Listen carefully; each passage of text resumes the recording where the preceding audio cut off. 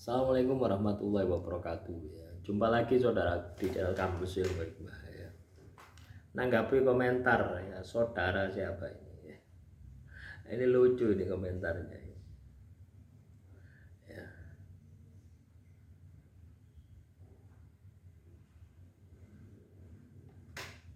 Ya.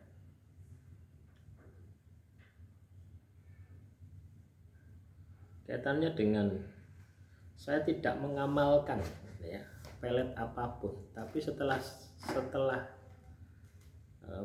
apapun, tapi saya selalu teringat orang itu terus menerus dan ingin ketemu, ingin melupakan tapi nggak bisa. Gimana caranya? Lah itu kamu itu stres. Ya. Nah, ini contoh orang stres itu seperti ini. Tidak mengamalkan apa-apa, selalu terbayang-bayang. Itu jenenge stres, depresi. Ya. Itu lama-lama ketika Anda tidak bisa mengendalikan, berarti gila. Loh, ya. Nanti Anda akan melihat apapun yang Anda lihat itu akan wujud dirinya. Itu kalau sudah parah seperti itu. Ya, kalau masih belum parah ya seperti yang Anda alami. Ya. Ahmad Jainuddin bertanya, bagaimana pendapat dalam beberapa ajaran kerjawi atau ilmu hikmah tertentu? Memang ada prinsip tidak selalu sering berinteraksi. Ada energi pengasihan tetap kuat. Namun dalam pengasihan Islam, pendekatan yang lebih dianjurkan adalah berdoa, memperbaiki diri dan membangun daya tarik alami dengan cara yang halal. Nah, ini seolah-olah kamu itu ya saudara Jainuddin, seolah-olah kamu itu yang Islam di luar yang Islami itu katakanlah tidak halal itu lah. Ya, jangan berpikir seperti itu.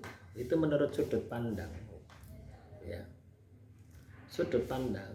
Ya, ada amalan yang tanpa mantra. Apakah itu tidak halal?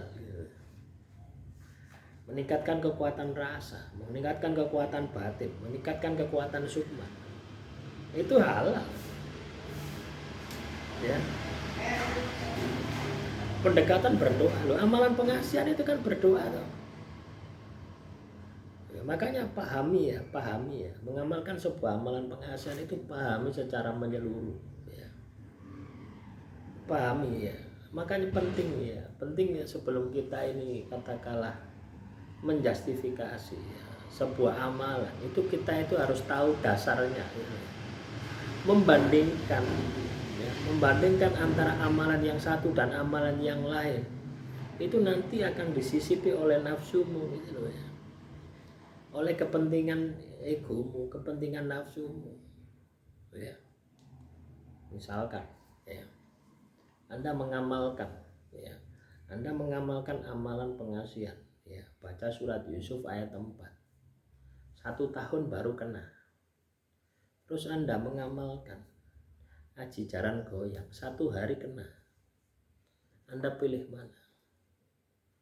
Nah, itu kan nanti kuat-kuatan imanmu kok. Ya, jadi tidak perlu membanding-bandingkan semacam itu gitu loh ya. Ya. Jadi kalau Anda katakanlah sudah yakin ya dengan amalan Islam, ya sudah amalan Islam. Ya. Ya itu tadi pendekatannya itu pendekatan ibadah tadi. Yang apa yang Anda sampaikan halal. Kalau misalkan itu katakanlah amalan katakanlah jaran goyang, itu pendekatan sesaji gitu. Itu ilmu Jawa, bukan kejawen. Ya. Paham no? Jadi tidak semua ilmu Jawa itu negatif ya, tidak. Ya, jangan salah. Ya. Ada yang negatif, ada yang positif. Sama saja juga dengan ilmu hikmah, ilmu yang katakanlah bersumber dari Al-Quran. Nah, kenapa bisa negatif? Ya karena dipelintir kepentingan nafsu. Banyak tuh kepentingan nafsu itu banyak yang dibuat itu ya, sehingga menjadi negatif banyak sekali. Ya, contoh misalkan, ya, Ada yang katakanlah menulis ya, sebuah ayat suci dengan darah haid, fudul namanya.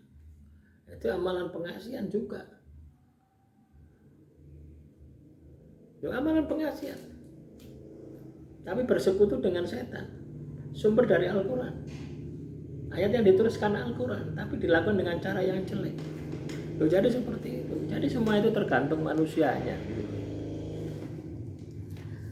Ya, makanya kalau Anda memang niat mengamalkan amalan pengasihan, tidak usah membanding-bandingkan. Ya, karena ketika Anda banding-bandingkan, nanti ujung-ujungnya Anda akan cari yang paling cepat. Walaupun yang Anda sudah tahu, yang paling cepat itu salah. Kebanyakan seperti itu. Kenapa bisa seperti itu? Karena ketika Anda mengamalkan amalan pengasihan surat Yusuf 1 tahun tidak berhasil, itu nanti akan muncul putus asa. Ketika sudah putus asa, Anda larinya ke situ. Yakin saya. Jadi ketika kita mengamalkan sebuah amalan pengasihan, ya. Ini yang ditanyakan, jika seseorang terlalu menutup diri, bagaimana orang yang dituju bisa mengenali atau tak tertarik oleh, karena itu interaksi tetap penting, tetapi harus dengan cara wajar dan tidak berlebihan. Kata siapa? Coba Anda ya, Anda amalkan amalan pengasihan, interaksi terus, ya, tidak akan berhasil Anda. Ya. Loh, katakan aja, kita ini bukan muhrimnya, ketika ketemu gitu, timbul nafsu kan dengan dosa gitu. Lah kok Anda sebut itu cara Islami, ngawur kamu itu. Ya. Lihat, bener tau yang kejawen, ilmu Jawa, tidak usah banyak ketemu. Tidak usah banyak ketemu, biarkan saja. Ketemu langsung diresmikan, diakad, kan? Ketika berhasil.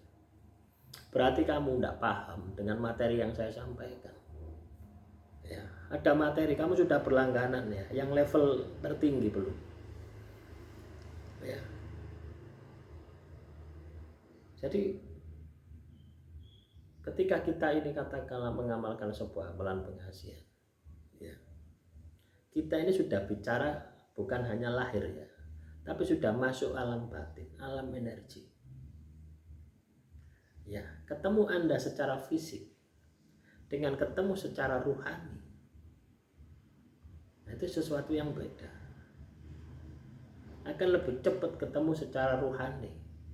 Lah kamu visualisasi ketika menemukan energi target, itu kan sudah ketemu gitu.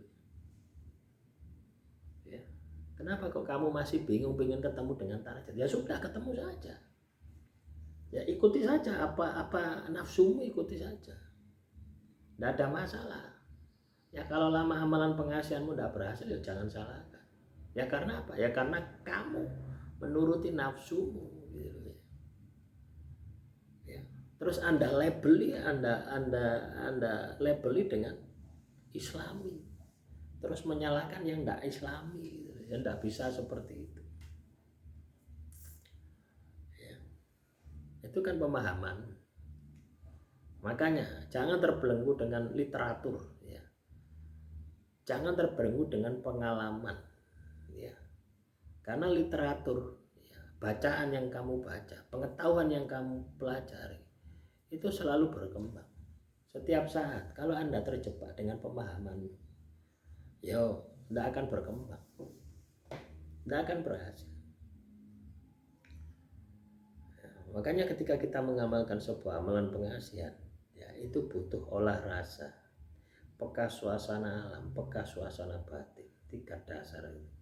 Entah kamu ini agamamu apa, Islam, Kristen, Hindu, Buddha, tidak ada masalah. Ketika kamu punya dasar 3 tadi,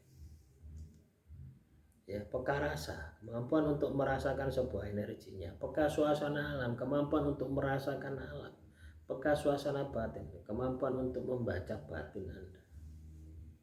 3 basic dasar ini Anda harus kuasai ketika Anda mengamalkan sebuah amalan pengasihan, amalan ilmu hikmah model apapun.